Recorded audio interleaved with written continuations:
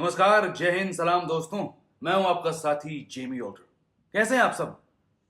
तो दोस्तों, आपने भी मेरी तरह हिंदी फिल्मों में ऐसे किरदार देखे होंगे जिनका ऑन स्क्रीन टाइम भले ही कम हो, मगर उन्होंने उतने से समय में अपनी अदाकारी से छाप छोड़ दी होगी। मुझे ऐसे 5 एक्टर्स याद हैं जो 90 के दशक के यादगार फिल्मों में एक दो सीन में इम्पैक्ट छोड़ के गए। तो आइए यादें ताजा करते हैं इनके बारे में चर्चा करके। रंगीला मेरी फेवरेट फिल्म्स में से एक। आमिर खान, उर्मिला मातोंडकर और जैकी श्रॉफ के अलावा इस सुपर हिट फिल्म में ऐसे कई किरदार हैं जो स्क्रीन पे आते ही पिक्चर को उठा लेते हैं। पक्या, मुन्ना का जिगरी यार, गुलशन ग्रोवर एज स्टीवन कपूर, अवतार गिल एज पीसी, मोतीलाल मिल्ली का भाई। और इन सब के बीच एक एक्टर थे जो सिर्फ एक सीन में दिखते हैं मगर उस यादगार सीन के अहम किरदार हैं। मैं बात कर रहा हूं उस सीन का जब येलो सूट में मुन्ना मिली के साथ 5 स्टार होटल जाते हैं लंच करने, और वहां उनका ऑर्डर लेता है एक एक्टर जो 1995 में बड़े पर्दे पर उससे पहले नहीं दिखे थे। आपको याद होगा, वो 4-5 लाइन ही बोलते हैं जब वो मुन्ना से पूछते हैं कि क्या वो रशियन सैलड या फ्रेंच फ्राइज और समथिंग लाइक दैट खाएंगे। और फिर मुन्ना का ऑर्डर सुन के जब वो पूछता है कि हे, फैन चालू करना, तो वेटर कहता है एसी इज ऑन सर।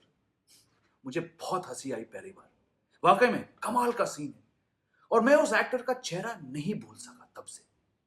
उस समय मुझे उनका नाम नहीं पता था, मगर बहुत बहुत साल बाद जब मैंने उन्हें टीवी सीरियल खिचड़ी में देखा as the much love character Praful Parekh. इस अभिनेता का नाम है राजीव मेहता और वो टीवी में काफी कामयाबी हासिल कर चुके हैं, मगर मेरे लिए वो हमेशा रंगीला का वो वेटर होंगे जिन्होंने आमिर खान को टक्कर दिया था उस मजेदार सीन में। विच प्रूव्स दोस्तों कि अगर स्क्रिप्ट अच्छी हो और कलाकार जबरदस्त तो एक ही सीन में वो अपनी छाप छोड़ सकते हैं। 1999 में रिलीज की गई हिट फिल्म सरफरोश ने आमिर खान के करियर को गुलाम के बाद और सफलता दी और कई कैरेक्टर एक्टर्स को नए रूप में पेश कर कर उनके भी करियर्स को आगे बढ़ाया। अगर आपने फिल्म देखी है तो आपको जरूर याद होगा एक छोटे से किरदार को जो इंस्पेक्टर सलीम के इन्फॉर्मर बनते हैं।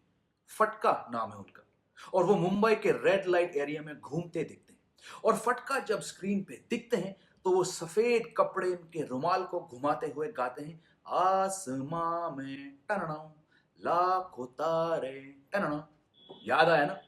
इस एक्टर का नाम था अनिल उपाध्याय और कुछ महीने पहले जब मैं मुंबई गया था एक फिल्म की शूटिंग के लिए और रैंडमली मैंने इस किरदार का जिक्र किया तो मेरे साथ जो सीनियर एक्टर थे उन्होंने मुझे बताया कि अब अनिल उपाध्याय नहीं रहे।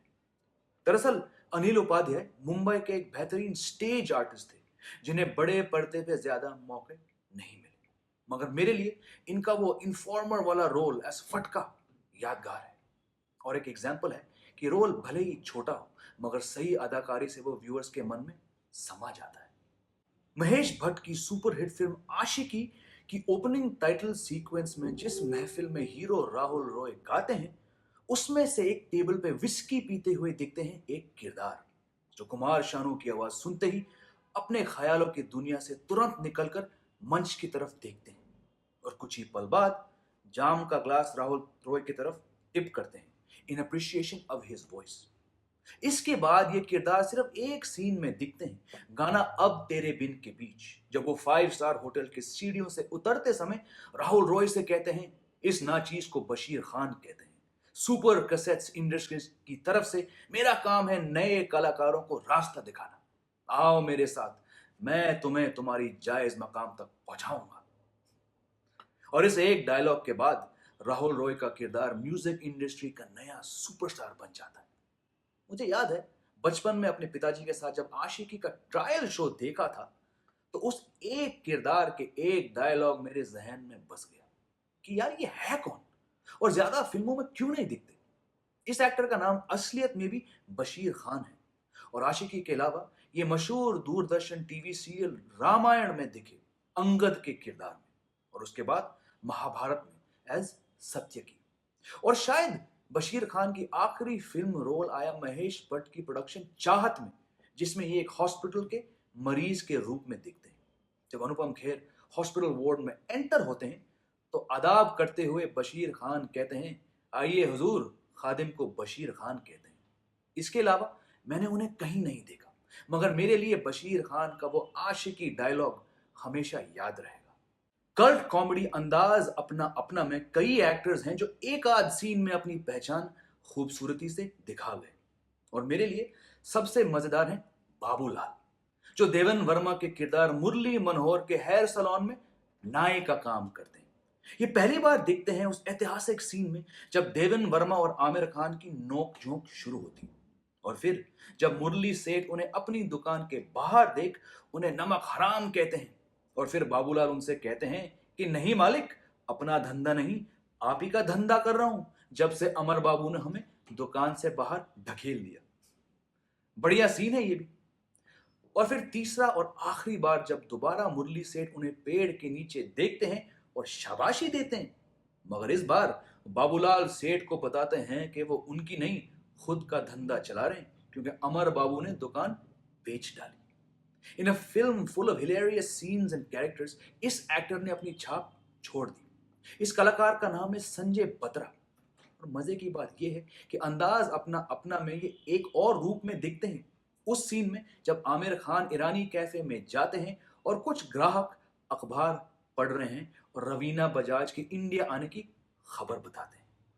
1997 की कॉमेडी ड्रामा इश्क में कॉमिक रिलीफ के तौर पे एक सीन है जहां टिक्कू तलसनिया का किरदार फ्रस्ट्रेट होकर रात के वक्त सड़क पे चलते समय एक शराबी से मिलते हैं जो लगातार 25 25 बोल रहा है। टिक्कू तलसानिया उस पियक्कड़ से कहते हैं, अरे यार 25 नहीं, पूरे 1000 लेके भागा है वो, मगर सामने वाला 25 25 लगा रहता है। फिर गुस्सा होके टिक्कू तलसानिया चिल्लाते हैं कि अरे यार 25 के आगे 26 आता है, 27 आता है, छेद में देकर 25 25 क्या कर रहा है तू है? और फिर जब वो जमीन में एक मैन होल के अंदर झांकने लगते हैं तो पीछे से वो शराबी उनको लात मार के अंदर गिरा देता है, और फिर उसी अंदाज में 26 26 कहने लगता है।